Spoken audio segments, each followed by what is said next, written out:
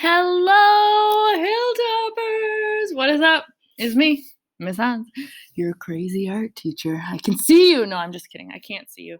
But hopefully, I saw you recently, and it was probably really awesome to see each other. Ladies and gentlemen, I'm so happy to have you with me today. We are making some absolutely gorgeous, are you ready for it? Poinsettias.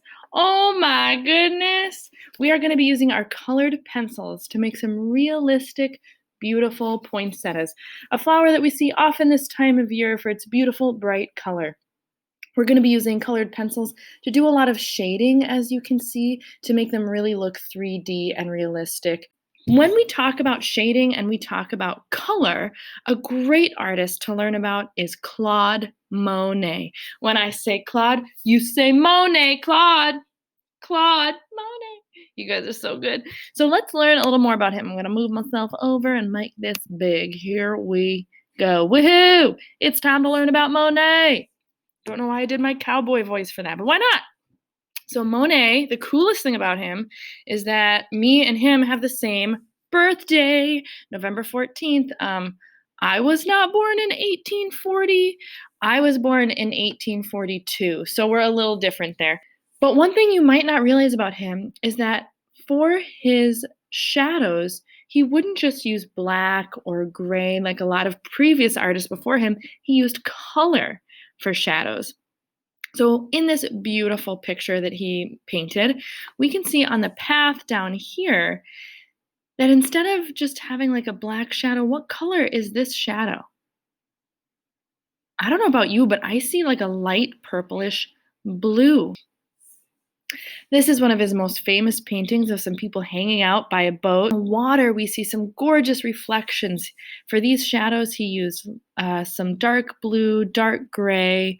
It looks like black, and it sort of is, but he actually never used black. He would create his own blacks by mixing opposite colors. So like if you mix red and green or purple and yellow or blue and orange, each of those pairs are opposites. It makes a really dark color, and he would use that for his black instead of an actual black.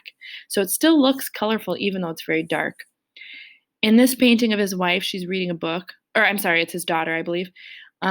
We see different shades of green for shadows and light to show those different areas. Even on her dress, even though we know the dress is white, we actually see a lot of pink and lavender and light brown to create some of those shadows.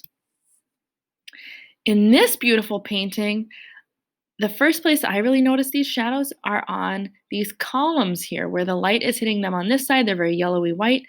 But over on the opposite side, it's like bright blue, bright purple over here, like a bright violet color. So pretty. And here's one of his famous water lilies paintings. He had a big garden in his backyard. In fact, I should find a YouTube video to show you. He had a lot of little dogs running around in this beautiful garden too. But we can see some beautiful dark bluish purple back here, fading into light blue up here. We see different shades of green, from dark forest green to olive green to yellowy green over here. So ladies and gentlemen, we are going to use these awesome shading effects to make some poinsettias, like I said. Did you know that those red petals on the poinsettia, those are not petals, those are leaves, you guys. The flowery bit is the tiny yellow part in the middle, I guess. They also come in other colors. They come in like white and cream and peach and pink and salmon, but red is the most popular one. And they come from Mexico, which is super cool. The ancient Aztecs used to use them as a way to dye fabrics because their color is so bright, you can like dye fabric with it. And they used to use it as medicine to help control fevers if people got really sick. So you could eat it. And it's not poisonous. That is not true. It is not poisonous to humans. It'll give you a tummy ache, but it ain't going to kill you. So let's talk about how to make our very own poinsettias. I am super excited. Ooh, there they are, nice and big. I'm going to open my camera, and then we shall begin. Here's what you're going to need, weirdos. Piece of paper. We're only going to use half of it. So we'll cut that in half in just a minute. You are going to need your scissors then to do the cutting. You're going to need your pencil to draw it. We're going to need our Sharpie to outline it. Where did I put my Sharpie? There it is. And we are going to need our gorgeous colored pencils to color it all in. So that's what we're using today. Remember to keep track of everything in your art kit. When you're not using those things, keep it in the bag. And then when you're done using them, put it back in the bag, okay? Thank you. All right. So let's get started. Oop, my bag fell over. Stay. Good bag. All right. So let's get started, folks. First thing we're going to do is we are going to chop this puppy in half. I know it'll be perfectly in half if I fold it first. So fold it over.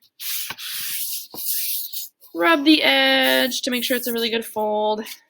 And then open it back up. Now we can see where the very center line is, and we can cut that. Now I have a surprise for you. We are actually going to take this half and we are going to fold it again. We're making poinsettia cards, you guys.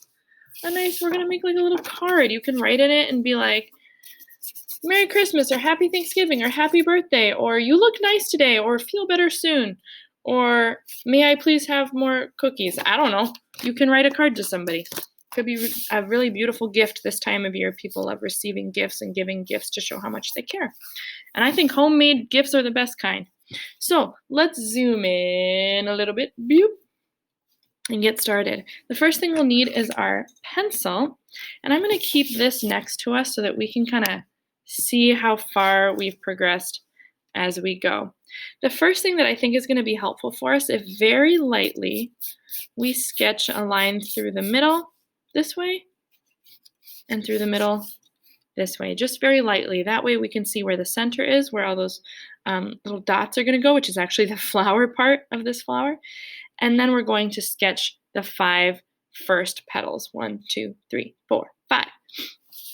So let's make our little circles right in the middle. Some are big, and I'll zoom in a little more for you. Ooh, no, not change the volume, Miss Hans. Here we go.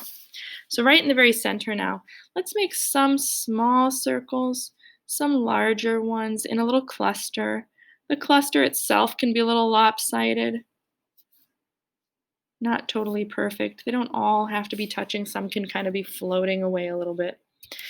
And then for the petals, the first one is going to go about halfway to the top here. Not all the way to the top, but about halfway to it. And it's a little pointy. So I'm going to go out and back in. Then on the other side, out and back in for my first petal. Don't worry if it's not perfect. Every petal on an actual poinsettia is a little different, or they kind of wave or bend or curve. So don't worry if yours isn't totally symmetrical. For our next petal, we're going to squeeze it in kind of in the space between our first one and this one. So I'm going to pick where I think that petal should go out to, and then I'm going to go out and back in, out and back in. So it follows along that center line, and same on the other side. I'm going to go out and then curve back in, out, and then curve back in. So we've got our 3 petals that are all on this middle line or above it. Now let's squeeze 2 more, one in the center of this area and one in the center of this area. So once again, I like to start at the tip. You might like to start at the beginning of the flower. Either way works. I'm going to start where I think the tip should be and go out and back in, out and back in, and same on the other side.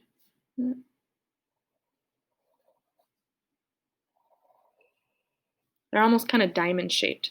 Now, if they're too much space in between or they're too close together, that's fine. Mine's the same way. That's actually more realistic, so that's good. So this is our first 5 petals.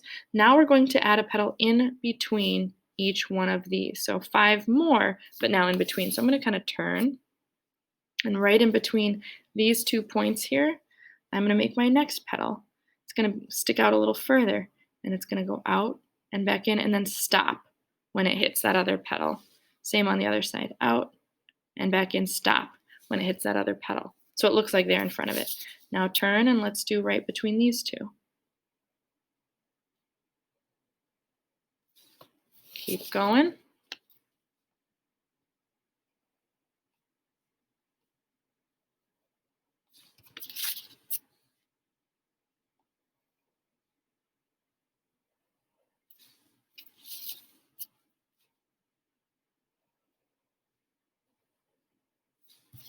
Awesome. So that's the red part of the flower. Those will be all the red parts. And then lastly, in between those, we're going to add the leaves.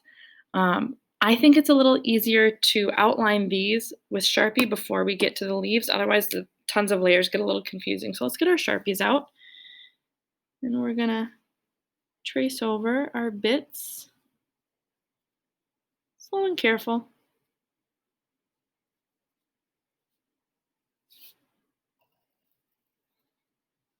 And in the center of each one, we can add a little swoosh. That starts down at the middle of the flower and just kind of swooshes out. Only goes about halfway up the petal.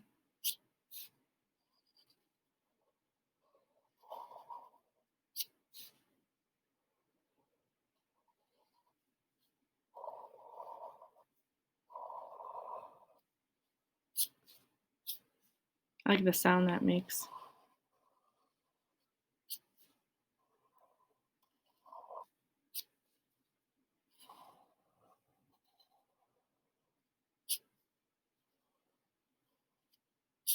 Remember, if I'm going too fast, you can pause the video at any time, catch up, and then hit start again.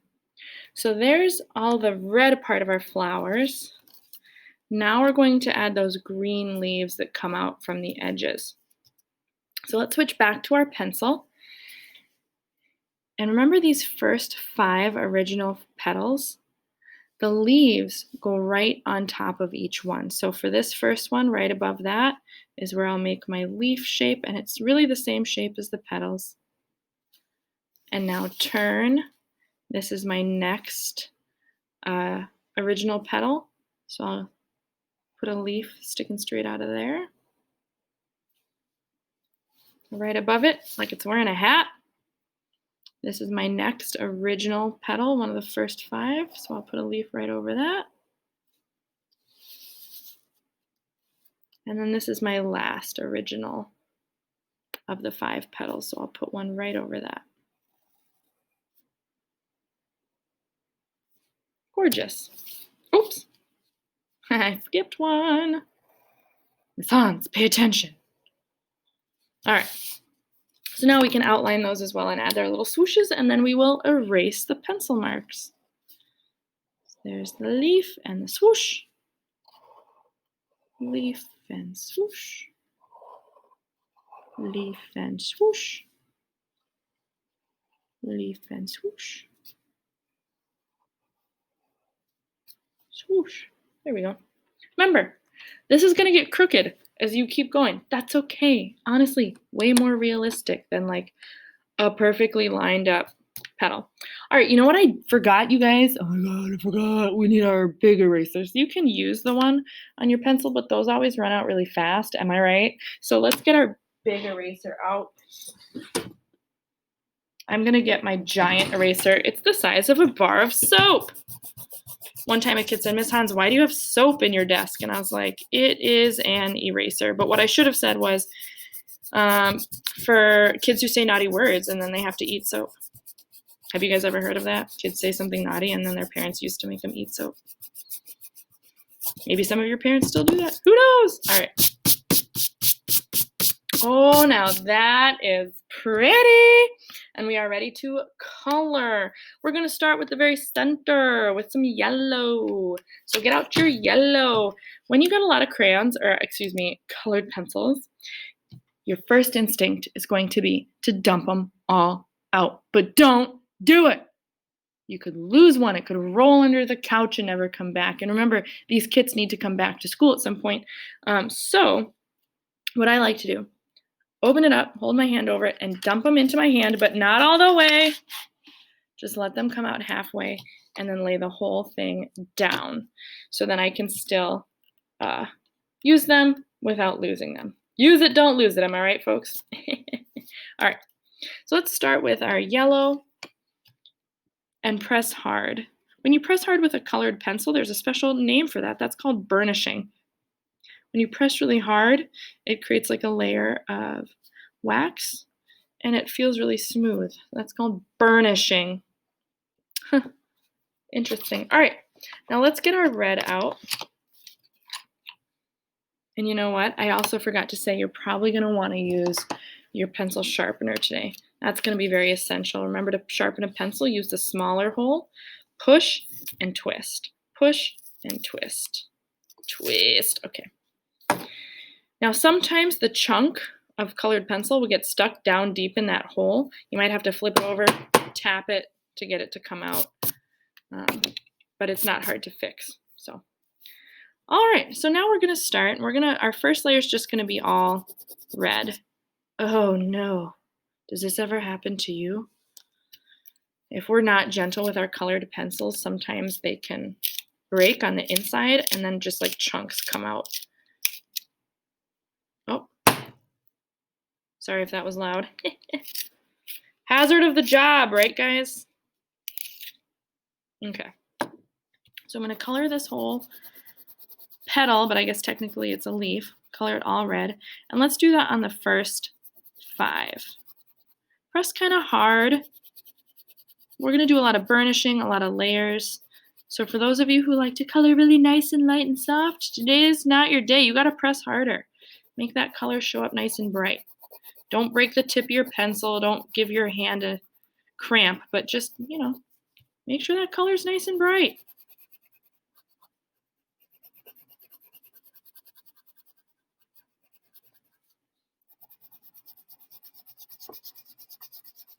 All right, so red on all of the first 5 petals.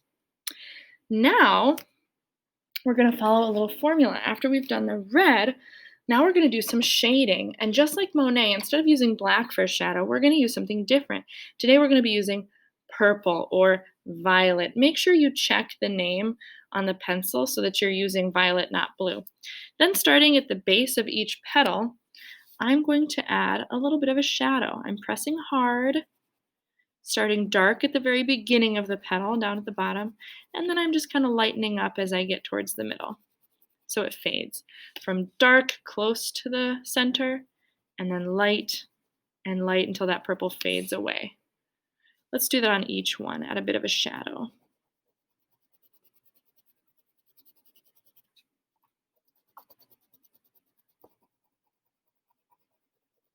Make sure it fades out. You don't want to have like a purple section and an red section. You want it to kind of fade. We do this a lot with paint, but we haven't really tried it that much with colored pencils. And I honestly think it's a little easier with colored pencils.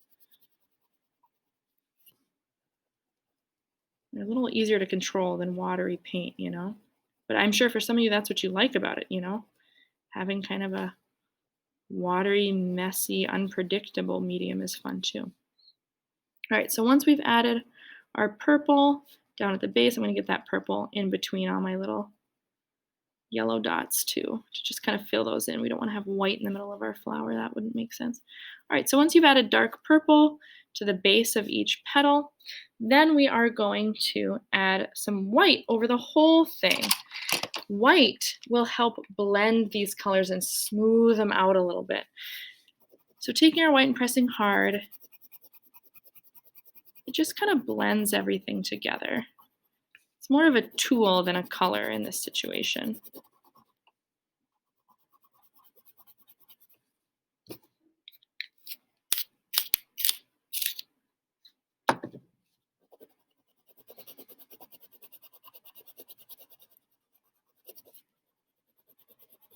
Blend the whole petal, even over the purple, over the red, the whole petal. Or leaf, I keep messing that up. It's technically a leaf. I'm going to call it a petal though, just so we don't get confused between our red parts and our green parts. Now we're going to go back to the red, and we're just going to make now the tip of the petal, the very end, a little bit darker. I'm just going over that with red one more time. It's hard to see very well in my camera, I know, but it does make a difference. You'll notice it on your paper. It makes a difference to make those tips a little bit redder now. I'm pressing pretty hard with my colored pencil to get it to show up too. So our hands are going to be very strong and muscular by the end of this. We'll be able to high five people, but be careful because if we high five them too hard, we'll break their arms right off, won't we, with our strong art hands. Okay, Miss Hans, you're being crazy. So that's our first 5 flowers. Now the next, did I just say 5? Now for the next ones, we're going to do the same thing. And just as a reminder, here are the steps. Step 1 was the whole thing red, so I'm going to write red on all of it. Step 2 was the purple just at the base. That means like right near the center of the flower, right towards the middle. Step 3 was white on the whole thing, all of it. And step 4 was to add more red, but this time just at the tip. So follow those directions for your next 5 petals. Those are the ones in between. You can pause the video and get that done or hang out with me while we do it. Your call.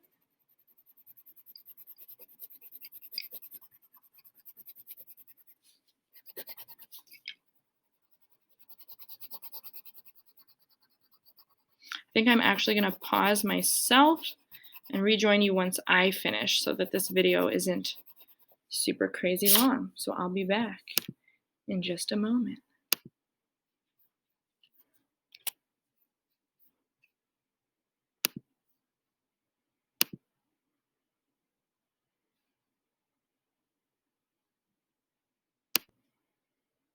Okay, I'm back. All right.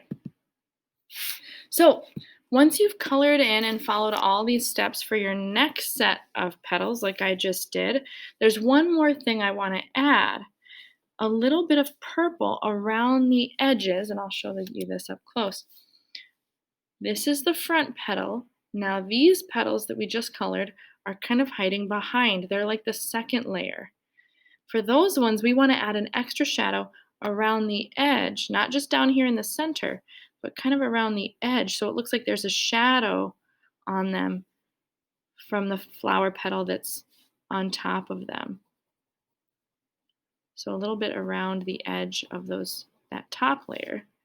That way it looks like those flower petals on top are casting a shadow on these flower petals underneath, like the second layer.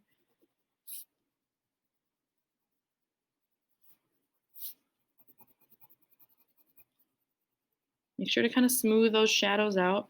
Don't just outline things. Kind of start dark and then get lighter.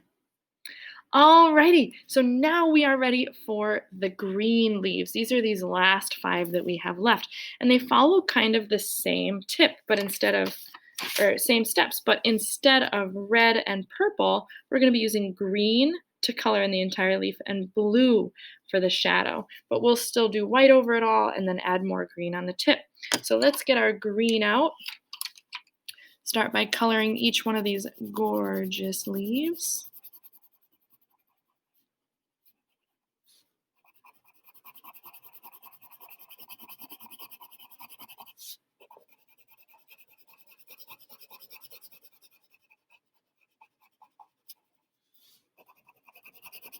If you need time to catch up, just pause the video and then finish that step and keep going with me, your crazy art teacher, Mathans.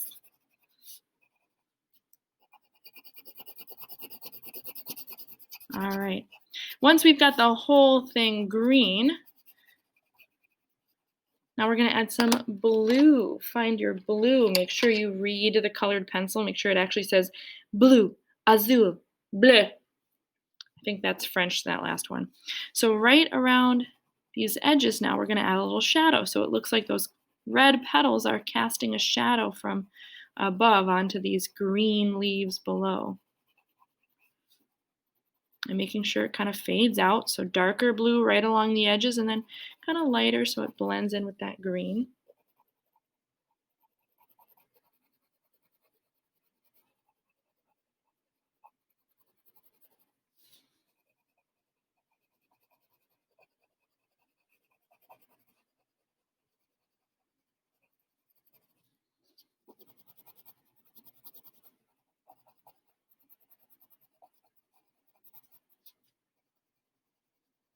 I love color blending, don't you guys? Colored pencils are nice because you can add just so many layers to them. All right. There we go. Then we're going to do white over the whole thing. A lot of steps here. But each one of these steps helps make these just a little more and a little more and a little more realistic. Plus, it's kind of nice to just like follow the steps of an art form or artwork, just to kind of like zone out and go through the motions and then kind of see how it all turns out at the end.